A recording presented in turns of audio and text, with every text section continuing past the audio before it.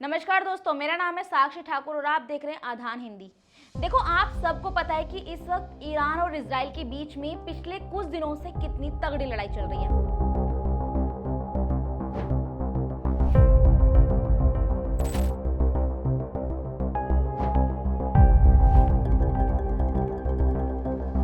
पर लड़ाई किस वजह से हो रही है वो भी शायद हो सकता है आप में से कुछ लोगों को पता हो। अगर नहीं पता है तो मैं बता देती हूँ। ये लड़ाई चल रही है न्यूक्लियर बम को लेकर के। अब आप सोचेंगे न्यूक्लियर बम को लेकर के क्यों? इजराइल के पास न्यूक्लियर बम है लेकिन ईरान के पास न्यूक्लियर बम नहीं है और ईरान भी अपना न्यूक्लियर बम बनाना चाहता है। तो असल में सारी जो लड़ाई है ना, ये सिर्फ इसी की एक न्यूक्लियर बम को लेकर के है। लेकिन मसला यही है कि इजराइल नहीं चाहता है कि ईरान के पास कोई भी पावर है, यानी कि वो कोई भी न्यूक्लियर बम बनाए। इसलिए इजराइल बिल्कुल भी नहीं चाहता कि ऐसा हो, ईरान पावर में आ पाए। इजराइल भले ही छोटी सी कंट्री हो पर उसने कई सारे इलाकों पर कब्जा कर रखा है। इतना पावरफुल बनता है वो। 1967 में अरब देशों ने मिलकर इजराइल पर हमला किया था, लेकिन उस समय भी इजराइल ने 3 अरब देशों को हरा दिया था और उनके कुछ इलाकों पर भी कब्जा कर लिया था। बस तब से ही वो रुकने का नाम नहीं ले रहा। फिलिस्तीन के कई सारे इलाकों पर भी कब्जा कर लिया और ईरान के साथ 36 का आंकड़ा तो उसका शुरू से बना हुआ है। वही ईरान का इजराइल से भी अलग ही दुश्मनी है और साथ ही साथ अमेरिका के साथ भी हो रखी है। और इस समय ईरान पर इजराइल और अमेरिका मिलकर दोनों ही वार करना चाह रहे हैं। अब सवाल ये उठता है कि अमेरिका और ईरान की लड़ाई आखिर क्या है? तो देखिए, ये लड़ाई आज की नहीं है। ये कोई अचानक से उठी हुई लड़ाई नहीं है जो कि कल परसों से उठने लग गई हो। ये लड़ाई बहुत पुरानी है। ये लड़ाई तेल की लूट, इतिहास की कड़वाहट और नफरत की दीवारों से बनी हुई है। सबसे पहले तो ये बात 1953 की है, जब ईरान के प्रधानमंत्री मोहम्मद मुसद्दीक ने एक बहुत बड़ा फैसला लिया था। उन्होंने विदेशों तेल की कंपनियों को देश से बाहर निकाल दिया और कहा कि अब देश का तेल सिर्फ देश में ही काम आएगा। अमेरिका और ब्रिटेन को ये बात हजम नहीं हुई। दोनों ने मिलकर मुसद्दीक की सरकार गिरा दी और अपनी पसंद के शख्स यानी कि शाह को गद्दी पर बैठा दिया। यानी एक तरफ से ईरान की सत्ता को अपनी जेब में रख लिया। इसके बाद अमेरिका और ईरान के रिश्तों में दरार बढ़ती चली गई। ईरान का परमाणु कार्यक्रम, इजराइल के खिलाफ उसकी खुली दुश्मनी, यमन, सीरिया और इराक जैसे देशों में उसकी दखल, इन सब ने आग डालने के भरपूर काम किया।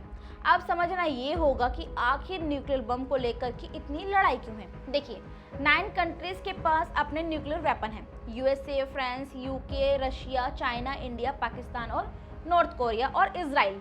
इन सब के बीच में कौन बचा? सिर्फ ईरान। ईरान भी चाहता है कि भाई मेरे पास भी पावर है, न्यूक्लियर बम हम भी बनाएं और हमारे देश को कोई भी कमजोर ना समझ सके और ना ही हम पे कोई हमला करे, जैसे कि इजराइल इस वक्त कर रहा है। तो वही ईरान चाहता है कि भाई हमारे पास भी पावर होनी चाहिए। अब समझो न्यूक्लियर बम इतना पावरफुल क्यों है। जरा सोचिए, एक परमाणु बम के अंदर इतनी एनर्जी होती है जितनी 27 लाख किलो कोयले में होती है। अब जरा सोचो, अपने जिले में 27 लाख किलो कोयले बिखेर दीजिए और उसमें एक माचिस की आग लगा दीजिए, आपका पूरा शहर उड़ जाएगा। बिल्कुल ऐसा ही काम करता है परमाणु बम, लेकिन और भी खतरनाक तरीके से करता है ये। इस बम के अंदर एनर्जी बहुत कम जगह में बहुत ज़्यादा मात्रा में स्टोर होती है और यही वजह है यूरेनियम इतना महंगा बिकता है। और हाँ, इसका असली रेट आज तक किसी ने भी सामने खुलकर नहीं बताया, लेकिन इतना पक्का है कि ये बहुत ही ज़्यादा महंगी कीमत में बिकता है। अब जब यूरेनियम को भड़काया जाता है तो धमाका होता है और ये धमाका इतना भयानक होता है कि इंसान सीधे वेपराइज हो जाता है, यानी कि जो इंसान का शरीर है ना, वो भी भाप बनकर उड़ जाता है। इतनी जबरदस्त एनर्जी निकलती है इससे। और सिर्फ वहीं तक नहीं ये रुकता, इसका खतरा और भी ज्यादा है। इससे जो कि रेडिएशन निकलते हैं ना, वो हवा में बह करके इतनी दूर दूर तक चले जाते हैं। जहाँ जहाँ वो पहुँचता है वहाँ के लोग धीरे धीरे कैंसर का शिकार होते हैं और मरने शुरू हो जाते हैं। इसमें सबसे ज़रूरी बात यह है कि परमाणु बम को कभी भी ज़मीन पर नहीं फोड़ा जाता। ऐसा करने से इसकी तबाही सीमित रह जाती है। असली असर इसका पाने के लिए इसे हवा में फोड़ा जाता है, लगभग 600 मीटर की ऊंचाई पर। इसमें एक डेटोनेटर लगा होता है जो बैरोमीटर से ऊंचाई मापता है और सही जगह पर अपना बम विस्फोट कर देता है। अमेरिका ने वर्ल्ड वॉर 2 को ख़त्म करने के लिए ही इसका इस्तेमाल किया था। अमेरिका ने क्या किया? उसने हिरोशिमा और नागासाकी पर न्यूक्लियर बम को फेंका। वहां भी बम जमीन पर नहीं, हवा में 600 मीटर की ऊंचाई पर फोड़ा। इससे रेडिएशन चारों तरफ फैली और तबाही ज्यादा हुई, यानी कि सबसे ज्यादा। इसका असर सिर्फ कुछ वक्त तक ही नहीं रहा, बल्कि हजारों सालों तक था। रेडिएशन जमीन में, पानी में, हवा में, यहाँ तक कि डीएनए यानी कि जीन में भी बदलाव कर देता है। उस इलाके की नस्लें तक बदल जाती हैं, जो कि आने वाली नस्लें होती हैं वो पूरी बदल जाती हैं।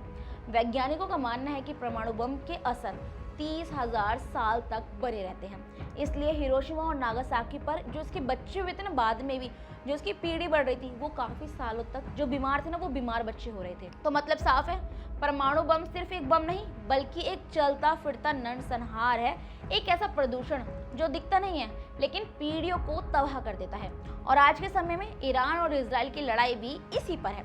इजराइल नहीं चाहता है कि ईरान न्यूक्लियर बम बनाए, क्योंकि इजराइल को खतरा है। इतनी लड़ाई के बाद एक बार न्यूक्लियर बम बन गया ना, तो ईरान इजराइल को बिल्कुल भी बख्शने वाला नहीं है। वो कैसे ना कैसे करके उसके ऊपर बम भी खेलेगा, तो जो इजराइल है वो पूरी तरीके से तबाह हो जाएगा। इसलिए इजराइल, अमेरिका या कोई भी जो पीछे की जो कंट्री है ना, वो नहीं चाहती है कि भैया ईरान के पास अब कोई भी पावर आए। सबसे पहले अमेरिका ने न्यूक्लियर बम बनाया था, उसके पास लगभग 7,000 न्यूक्लियर बम है। इतने बम किसी भी देश को तबाह करने के लिए बहुत ही काफी है, जैसे कि रूस। इसलिए रूस कभी अमेरिका पर हमला नहीं करेगा, क्योंकि वो जानता है अगर उसने खुद ये हमला किया तो वो खुद भी खत्म हो जाएगा। बाद में सोवियत यूनियन यानी कि आज का जो रूस है, अमेरिका की बर्बादी करना चाहता है, इसलिए उसने भी न्यूक्लियर बम बनाया और बाद में सार बोम्बा नाम का दुनिया का सबसे ताकतवर बम बना लिया, जो हिरोशिमा नागासाकी के करीब से 3,800 गुना ज्यादा खतरनाक है। हाँ, जो अमेरिका ने बम गिराया था हिरोशिमा और नागासाकी पर, उससे भी ज्यादा यानी कि 3,800 गुना खतरनाक है। अब सोवियत यूनियन टूटा तो उसके सारे न्यूक्लियर हथियार रूस को मिल गए। हालांकि कुछ देश जैसे यानी कि यूक्रेन और कजाकिस्तान के पास भी न्यूक्लियर बम थे, लेकिन उन्होंने भी रूस को वो सौंप दिए। बदले में रूस ने एक समझौते पर साइन किया कि वो कभी भी उनके इलाके पर हमला नहीं करेगा। फ्रांस और ब्रिटेन ने भी न्यूक्लियर हथियार बनाने शुरू किए, क्योंकि वो भी वर्ल्ड वॉर 2 के विजेता रहे थे। फिर 1970 के आसपास भारत और पाकिस्तान के बीच तनाव बढ़ा और दोनों ने अपने अपने न्यूक्लियर हथियार बना लिए। 1980 और खासकर 1990 के दशक में कई देशों में ये सिलसिला यूं ही चलता रहा। इधर चीन ने भी न्यूक्लियर हथियार बनाए, क्योंकि उसे पश्चिम देशों से खतरा महसूस हुआ। उस समय भारत और रूस अच्छे दोस्त थे और पाकिस्तान एक मध्यम स्तर की भूमिका में था। लेकिन अब हालात बदल चुके हैं। अब आप देखिए, जिन देशों के पास न्यूक्लियर हथियार हैं, उन्होंने ये इसलिए बनाए क्योंकि उन्हें किसी न किसी से दुश्मनी का खतरा था। और आज भी जिनके पास न्यूक्लियर हथियार हैं, वो उसे इसलिए बनाए रखते हैं ताकि कोई दूसरा उन पर हमला ना कर सके। लेकिन न्यूक्लियर बम की लड़ाई जितनी भयानक है ना, उतनी आसान नहीं है। ऐसा इसलिए मैं कह रही हूँ कि ऐसा नहीं है कि कोई भी देश नाराज हुआ और सीधे न्यूक्लियर बम फेंक दिया। हाल ही में भारत और पाकिस्तान के बीच कई बड़ा तनाव हुआ, यहाँ तक कि पुलवामा और बालाकोट जैसे गंभीर मामले भी हुए। दोनों देशों के पास न्यूक्लियर बम है, यानी कि हमारे पास, हम भारतीयों के पास भी न्यूक्लियर बम है और पाकिस्तान के पास भी है। चाहते तो वो बम फेंक देते, लेकिन इतना आसान नहीं है न्यूक्लियर बम की लड़ाई करना, ये बहुत ही ज़्यादा खतरनाक है।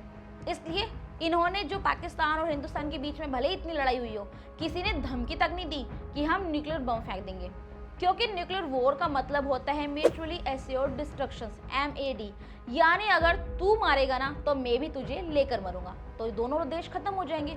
और इसी सोच को रोकने के लिए दुनिया की सबसे बड़ी संस्था UNO यानी कि यूनाइटेड नेशन ऑर्गेनाइजेशन एक्टिव हुई। UNO का पहला मकसद होता है दुनिया को न्यूक्लियर फ्री बनाना, यानी किसी भी देश के पास ऐसा हथियार ना हो जो पूरी मानवता को खत्म कर दे। और ये बनाया गया था सेकेंड वर्ल्ड वॉर के बाद, जब 1945 में दुनिया जंग में बर्बाद हो चुकी थी। लाखों जानें गईं, शहर तबाह हुए, इंसानियत की हालात खराब हो चुकी थी। तभी 24 अक्टूबर 1945 को अमेरिका के न्यूयॉर्क शहर में कुछ देशों एक साथ आए और कहा कि अब भाई और नहीं, अब हमें मिलकर एक ऐसा संगठन बनाना होगा जो युद्ध को रोक सके, शांति बनाए रख सके और दुनिया को बेहतर दिशा दे सके। यहीं से जन्म हुआ यूनाइटेड नेशन का। इसके लिए UNO की एक खास एजेंसी है IAEA, यानी कि इंटरनेशनल एटॉमिक एनर्जी एजेंसी, जो दुनिया भर में न्यूक्लियर फैसिलिटीज की जांच करती है कि कहीं कोई देश चोरी छुपे से बम तो नहीं बना रहा, और अगर पकड़ा गया तो UNO उस पर सख्त बैन और इंटरनेशनल सैंक्शंस लगा सकता है। UNO ने निगरानी ही नहीं बल्कि 3 बड़े अंतर्राष्ट्रीय कानून भी बनवाए हैं जिसमें न्यूक्लियर वॉर को रोका जा सकता है। पहला है NPT, जो 1968 में बना था, जो कहता है कि जिसके पास पहले से बम है वो किसी को नहीं देगा और बाकी के देश बनाएंगे नहीं। भारत और पाकिस्तान इस ट्रीटी में शामिल नहीं थे, लेकिन इन पर भी इंटरनेशनल प्रेशर बनता रहा था। दूसरी है CTBT, यानी कि जो 1996 में बनी थी, किसी तरह के न्यूक्लियर टेस्ट पर रोक लगा दी गई कि तीसरी और सबसे लेटेस्ट ट्रीटी है TNPW, जो कि 2017 में बनी, जिसमें कई देशों ने न्यूक्लियर वेपन को पूरी तरह से बैन कर दिया। इसके अलावा यूएनओ के पास सिक्योरिटी काउंसिल है, जो अगर किसी भी देश को कोई खतरा होता है तो वो तुरंत मीटिंग बुलाता है, उस देश पर ट्रेड सैंक्शंस, हथियार सप्लाई बैन और फाइनेंशियल बंधन लगा सकता है, जैसे नॉर्थ कोरिया के खिलाफ किया था। नॉर्थ कोरिया में क्या किया था? नॉर्थ कोरिया को कोई भी देश अब लीगल हथियार नहीं बेच सकता। नॉर्थ कोरिया कोयला, लोहा, सी फूड, कपड़े जैसी चीज़ें जो एक्सपोर्ट किया करता था, उसे भी पूरी तरीके से बैन कर दिया, ताकि उसके पास कोई भी फॉरेन करेंसी ना आए और वो न्यूक्लियर प्रोग्राम को फंड भी ना कर सकें। इसके अलावा अधिकारियों और कंपनियों के इंटरनेशनल बैंक अकाउंट को भी फ्रीज कर दिए थे, ताकि कोई भी फंडिंग ना मिल सके।